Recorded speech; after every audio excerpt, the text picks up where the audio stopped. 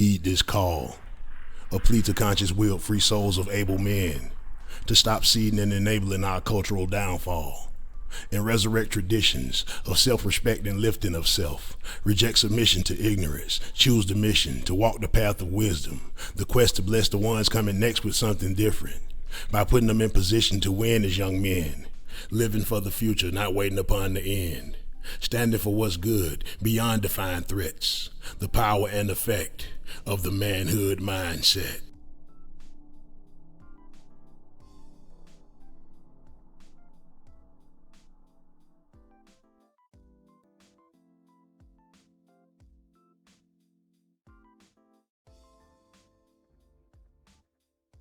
Hello and welcome to the Voice of Power show. I'm so excited to have my friend on my show today, Dr. Marion Pugh. So please help me welcome Dr. Marion Pugh to the show. Welcome to the show. Hey, how you feeling? I'm good. I'm so excited you're here with me. And listen, let me give the viewers a little heads up. We were having a great conversation earlier, so I caught him on the spot. So I told him, no, I have to get you to be on my show. So here we are. Sure. So, Doctor, would you please tell the viewers a little bit about yourself? First of all, just a person that's very focused on making sure that the service leaves a legacy. For the most part, I was born and raised in Atlanta, Georgia, product of the DeKalb County school system. Came down to Georgia Southern in '99. Got a lot of student loan debt. But I was a comm arts major, school counseling major, ended up getting my doctorate in curriculum studies. So now I'm a professional speaker, mentor, consultant, and I'm a professor. I teach diversity for pre-professional block students who are trying to get into the education field. Oh, so wow. I teach them about everything that will ruin a cookout. Everything that will ruin a cookout. Race, religion, politics, sex, warfare, ageism, classism, all the isms, anything that people have been really mean historically. Yes. And he covers everything. Yeah. And I did not know you were a professor. For sure. Wow. For sure. I salute you, sir. Appreciate it. I mean, so you can tell he's filled with knowledge, and he has a heart for people. And so some of the things we were talking about earlier, I told him he had to share it on my show. So, with all the many things that you do, I do want you to highlight something that we were discussing about family. Right. So I'm going to let you kind of take it away a little bit. Well, I put like this. I study families like we study different things in chemistry, like the atom, like the nucleus, right? The nuclear family. So when we start looking at the nuclear family, I was looking at the nucleus, right? Mm-hmm. And you're dealing with protons, neutrons, and electrons, man, and they all have their own unique relationship. Yes. And I'm finding out anytime when you take the proton out, you're dealing with negativity and neutrality, right? And a lot of people are benefiting from broken families. A lot of people build businesses off of broken families. Anytime when you have a balanced family that's have boundaries, a lot of discipline, a lot of culture, a lot of character, and purpose. Yeah. It's hard to manipulate a family who has all those elements, right? Yeah. And so I had to study elements, really. It really had to start talking about chemistry. You ever notice when people say, well, I got good chemistry with that person. I said, I keep hearing this word chemistry my whole life. And I'm like, what are they talking about? They're literally talking about an emotion. Okay. But I really started talking about, well, we have to be chemically balanced. Does that make any sense? And anytime when things are just spiraling out of control, we make emotional decisions, not evidence-based decisions, right? And I'm not saying... Say that again. Yeah. Say that one more time. A lot of us make emotional decisions with no evidence. Okay. I'm not telling people they can't be emotional, but emotions, if the only thing you have to make a decision is your emotions, you're going to cause a lot of damage. Wow, that's powerful. Just a lot of damage. And, people say, well, I got a right to feel how I feel. No one's telling you can't feel something. You just can't do everything to people based off how you feel. Wow. And a lot of us are justifying mistreatment and abuse because we had an emotion. Wow. You can't hurt me because you're scared. You can't hurt me because you don't know what to do. You can't hurt people because you're anxious. You can't hurt people because you're depressed. Oh, wow. You know, you can't use your circumstance as a sword.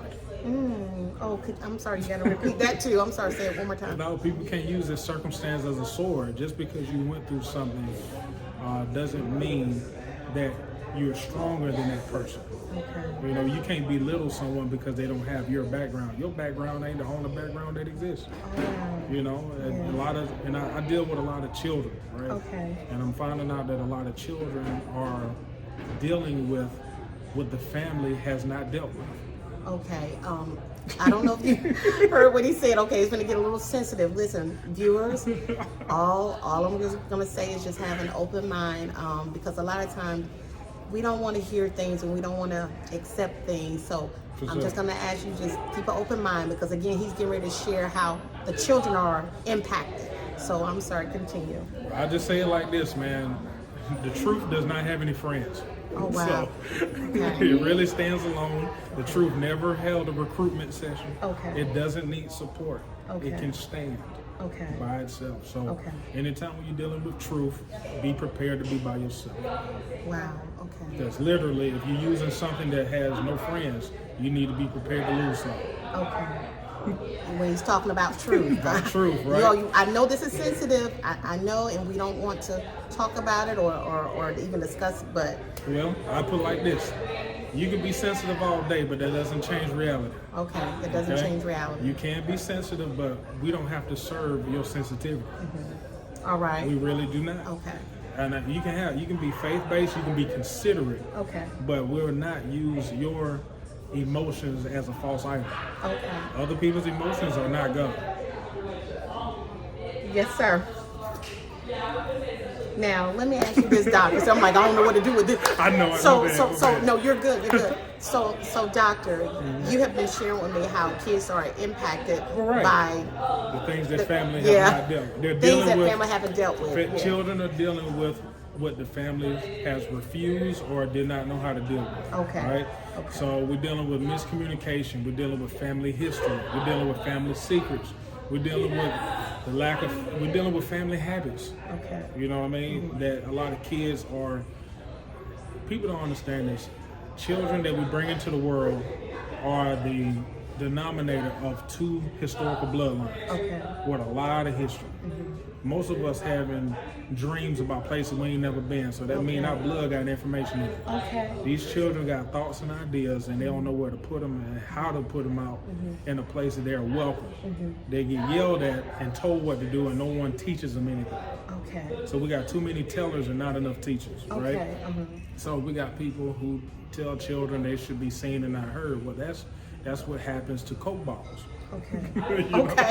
You know what I mean? Yeah. That's what products do, not people. Okay. And one thing I want to tell people is, and it's gonna sound like I'm being like smart or something like that, or being rude, but children are human beings. Okay. And the reason why I have to say that is because too many people don't believe it. I literally had to say it. Children are humans. Children are people. Do you know how many times I said that and people were like, what do you mean? I said, you're confused? See, you see what I'm saying? Yeah. And so, I'm sorry, I do comedy, but... I didn't know that. He didn't say that at first. He does comedy. Well, I do comedy because ain't nothing funny. He said, because nothing funny. I told her that outside. I said, why you do comedy? I'm like, because ain't nothing funny. Ain't nothing funny. Especially with all the things that he does. Like I said, he goes deep in when helping others. And so that's why he said, okay, there's nothing funny about that part that he has to do. So he goes to this other side with the comedian side, to have that balance. And a lot of people may not understand. Laughter is medicine for the soul, but if laughter is medicine to the soul, that means it's a part of our soul. All right. The best way to not lose your soul is to find a way to encourage laughter. Okay. That doesn't mean something has to be funny in order for you to laugh.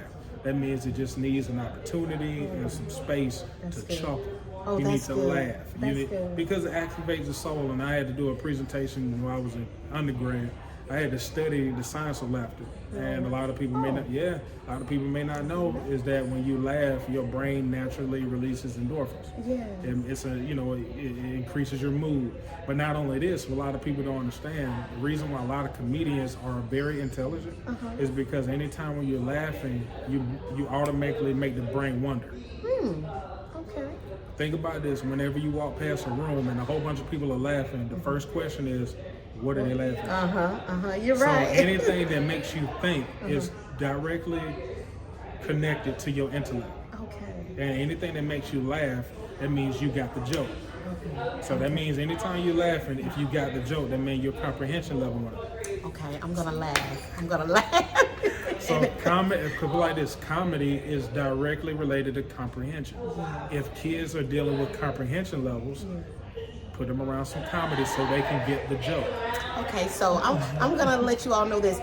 Go ahead and give your information so if they need some comedy around them. Dr. Pugh, show how they can get connected with you for multiple reasons, of course. So the name of my business is called Manhood Mindset. It's what I share with everyone. It's a journey in manhood. Is basically what, not only what I share, but it's what I'm in search of always, right? It's an assignment-driven thing. So people can reach out to me on Instagram and Twitter, Manhood Mindset, that's my @ and Facebook under my first and last name, Christopher Pugh, last name is P-U-G-H, and you can go to my website, info@manhoodmindset.com, and you can Google it too. Google Manhood Mindset, leave a review. If you think you learned something from here, leave a review and type in something that you might have learned. So, and I just tell them this before you close. Honest conversations are mandatory, y'all. They're mandatory. They're not an option anymore. Honest conversations are mandatory. Children are dealing with what the family has yet to deal with. Okay? You don't have to give all your business or whatever, but anything that the children are expected to do, they're going to need tools and history behind it. Okay? They're dealing with things that you have not explained. Explain it to them so they won't go out into the world and ask them to explain it. Because if you want the world to explain to your child what they need to know, oh, trust me, they got some stuff waiting for them that'll really rip your family apart. All right. He said it's real. I wanted to ask you one other thing, Dr. Pugh. And some viewers may be wondering this too. They try to be very intentional when they're sharing those uncomfortable conversations. My question to you, when is the best time to share those uncomfortable conversations? When they're younger, teenager, adult? When? Because some people really have the best intention, or parents have the best intention. But when is the best time to share that? The best time to share it is, I would feel like this, there is no best time to share it, but you better share it before the world starts talking to it. Your child will talk to people that listen to them, and your child will listen to people who talk to them. I'm gonna say it again. Yes, please do. Your child will listen to anyone who teaches them anything, and they will talk to anybody who will listen. So if you don't teach and you don't listen, you may lose your child. Listen, from Angel Kelley, the voice of power, I do not want you to lose your child. Dr. Pugh does not want you to lose your child. So I hope and pray that something that he said will help you. Of course, we didn't even touch the surface. We just kind of want to just highlight just a little something, because what he was sharing with me off camera was so powerful. So I'm hoping you can tap into Dr. Pugh, Google him, IG, Facebook, whatever, because he has so much information download. I mean, so much that can help you in so many areas. Again, say the name of your I say his ministry, but what's the name of your ministry? The ministry, the name of my business, Name of his business. ministry. Put like this, it has so many different labels to it. Put any label you want, it's just what it is. Yeah. It's a ministry, it's a business, it's an assignment, it's a purpose, it's an approach, it's a weapon. Yes. See, I don't have to add anything else to it. It's a tool. It's called Manhood Mindset. People always told me there were not enough men in homes and in school systems, so I went and included it in both. The whole package. Listen, Dr. Pugh, I appreciate you taking the time to talk with me on the spot. No I tell you, this was not prearranged. It was on the spot. So I appreciate you. Listen, you all, please apply what he shared, even a little that he shared, but it's very powerful. It's small, but it's powerful. Listen, y'all, till next time, I'm Angel Kelley, the voice of power. Easy.